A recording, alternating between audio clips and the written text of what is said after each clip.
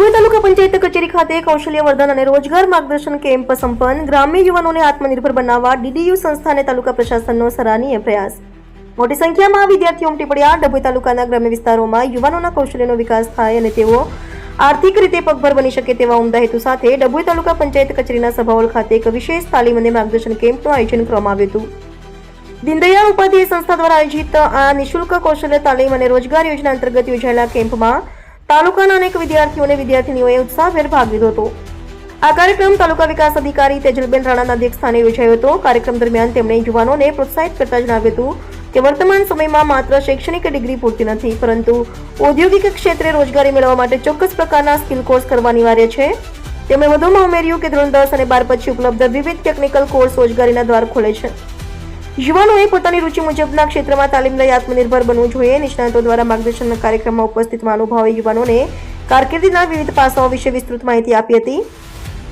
દીપાલીબેન ઠાકોર તેમણે સંસ્થા દ્વારા ચલાવવામાં આવતા નિઃશુલ્ક કોર્સ અને ત્યારબાદ મળતી રોજગારીની તકો વિશે માર્ગદર્શન પૂરું પાડ્યું હતું. જીતેન્દ્રભાઈ મકવાણા તેમણે કૌશલ્ય તાલીમનું મહત્વ સમજાવ્યું અને સરકારની વિવિધ યોજનાઓનો લાભ કેવી રીતે લેવો તેની ટેકનિકલ જાણકારી આપી હતી.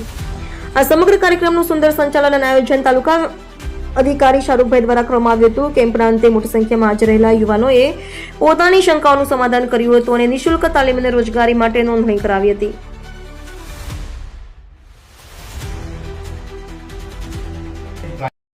વડોદરા જિલ્લાના ડભોઈ તાલુકાની અંદર ગ્રામ વિકાસ એજન્સી દ્વારા ડીડીયુ GKY 2.0 અંતર્ગત મોબિલાઇઝેશન કેમ્પનું આયોજન કરવામાં આવે છે, જેની અંદર ડભોઈ તાલુકાના જેટલા બી ગામડાઓ રહ્યા ગ્રામીણ વિસ્તારના એના 18 થી 35 વર્ષના વિદ્યાર્થીઓને બેટરી સિસ્ટમ રિપેરિંગ ટેકનિકલની અને ડ્રોન સર્વિસ ટેકનિકલના જે 2 કોર્સ પારુલ યુનિવર્સિટી ખાતે શરૂ કરવા જઈ રહ્યા છે. તેના માટેનું માર્ગદર્શન અને મોબિલાઇઝેશનનો કેમ્પ આજે યોજવામાં આવે છે. ક્યાં જગ્યા પર યોજ્યો છે કેમ્પ? કયા જગ્યા પર યોજવામાં આવ્યો છે? ડભોઈ તાલુકા પંચાયત ખાતે આજે મોબિલાઇઝેશન કેમ્પ યોજવામાં આવે છે. આશરે કેટલા? આશરે 45 જેટલા વિદ્યાર્થીઓ જોડાયેલા છે આ કેમ્પની અંદર. કેમ્પમાં શું ફાયદો થશે અમને?